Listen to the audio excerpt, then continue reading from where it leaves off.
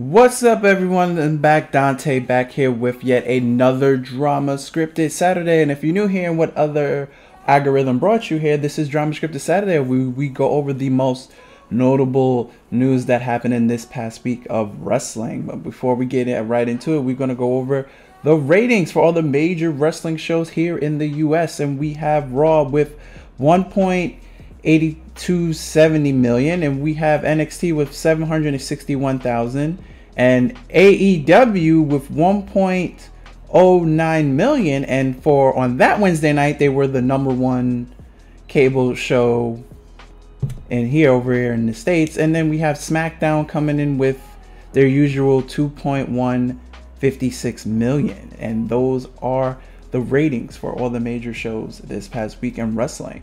So on this Drama Scripted Saturday, I'm going to talk about the news that broke out earlier this week that Daniel Bryan, the American Red Dragon, or Bryan Danielson, or however you want to refer to him as, one of the greatest wrestlers in the world currently, is an official free agent. Yes, it seems that his contract expired on or around April 30th, and that's why they had the big dog Roman Reigns indirectly, I want to say, kill him off of television. What a way to, if that is his last WWE match, because we don't know what's going to be on the future.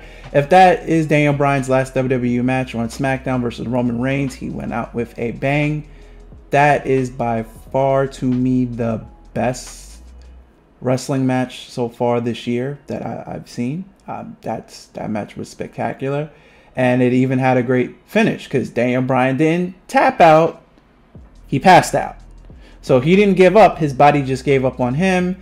And then after the match, Roman Reigns giving him the one-man concerto to basically seal the deal that he basically literally banished Daniel Bryan from not just from SmackDown, but from the WWE. But this is interesting. Daniel Bryan is a free agent, and it seems he hints he wants to do almost anything and everything and still, come back to the WWE for a more behind the scenes role. But if you could, expand your memory, Daniel Bryan versus anyone is at least minimum 3.5 star match. So, I mean, think of the end of the possibilities. He could go to Japan. He could go to AEW. He could go to ROH. He could go to NWA. He could do some indie work. He could be anywhere. I mean, it's just a magical time to see where Daniel Bryan is gonna go, because any of these matches sound really, really good. You got Daniel Bryan versus Kenny Omega. You got Daniel Bryan versus Will Ospreay. You could have Daniel Bryan versus Kota Ibushi. You could have Daniel Bryan versus Kenta. I mean, have Daniel Bryan versus Moose. I would see that. That'd be interesting. You could have Daniel Bryan versus Rich Swann. You could, I mean, the possibilities. Daniel Bryan versus Sammy Guevara. I mean, all these matches do not turn out to be bad matches, and it's matches that I would willingly want to see. I mean, Daniel Bryan versus Darby Allin. I mean, the list could go on and on. So as of now, he is the top free agent out of all wrestling free agents. It's very, very interesting to see where Bryan Danielson is going to go and take his next steps with his career, where he decides to go next in his career in wrestling. But it's very, very, very exciting time. I can't wait to see where Bryan Danielson pops up next. Moving on, we're going to touch on last night's SmackDown for a bit. It was the retro SmackDown, and they did everything right but the fist. They didn't give us the fist stage. They gave us the GI version of the fist stage, but it didn't look good. I just wish they just, built the fish stage. Like, I knew they didn't know in a week that they were going to do this. They probably knew this months in advance that they were going to do a retro SmackDown. They had enough time to build the fist stage. I wanted the fist stage. I know you wanted the fist stage, because that is the retro of, you know, SmackDown is the, you know, the 5th stage. But we didn't get the 5th stage. What we did get is Jimmy USO is back.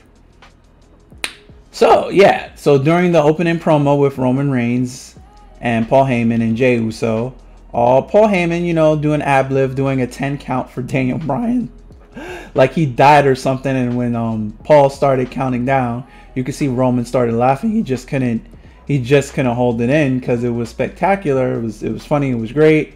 Then, you know, Jimmy comes back. He gets introduced. He comes out. Then, you know, Cesaro comes out. And Seth jumps Cesaro.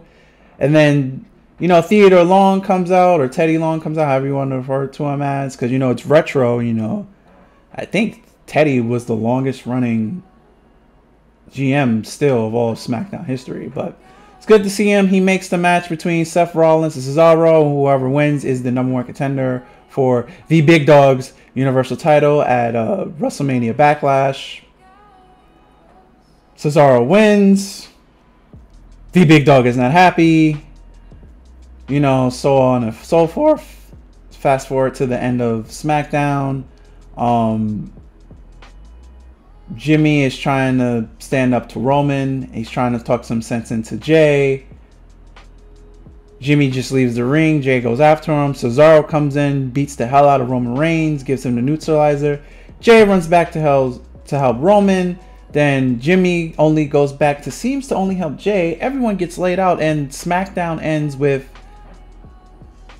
the Swiss man superhero Cesaro standing on top. So what a great way to end SmackDown. I'm fully invested in SmackDown. They've built up Cesaro. It's believable enough now that he can finally defeat the head of the table, the Big Dog Roman Reigns, at WrestleMania Backlash on May 16th. I can't wait to see how this plays out. In other news, Double or Nothing is the next major AEW pay-per-view. I'm only looking forward to Shida versus Britt Baker. I want Britt Baker to be the AEW Women's Champion. Britt Baker has the total package. She could talk, she could wrestle, and she's an extremely good heel. You know, the Pinnacle versus the Inner Circle, you know, the Blood and Guts double cage match. Obviously, everyone's going to say, oh, you know, they shouldn't have showed Chris Jericho falling, which I agree with that. It looked pretty bad. They should have just did the fall off screen, like how SmackDown did several years ago when Big Show threw Kurt Angle off of something and, you know, cracked his skull. They did the falling off screen, and then they just showed Kurt Angle, you know, left on the floor of the pool of blood. I feel like they should have did the same for Blood and Guts. They should have just, you know, left it off screen. But, you know, they're still doing this Kenny Omega belt collector thing. They still have the Young Bucks by their side. SCU versus the Young Bucks for the AEW tag title, and if SCU loses, SCU breaks up. Which I don't. The only thing I don't like about this build is the majority of SCU's matches was on AEW Dark Dynamite. So if you didn't watch Dark, you wouldn't know that all of SCU's victories was on Dark, and thus making them the #1 contenders. But yeah, so that's pretty much all the notable things. Kenny, the man with 3 belts, the AAA Mexican champion, the Impact champion, the AEW champion. What else knows? What else is the belt collector going to collect next? But that's going to wrap this up for this week's Dramascripted Saturday. If you like what you have witnessed, please remember to rate, comment, and subscribe. And I'll be back for next Saturday. I'll probably give you my WrestleMania Backlash predictions. But until next Saturday, guys, I'm Dante. I'm out of here. Later. And peace. Be safe, everyone.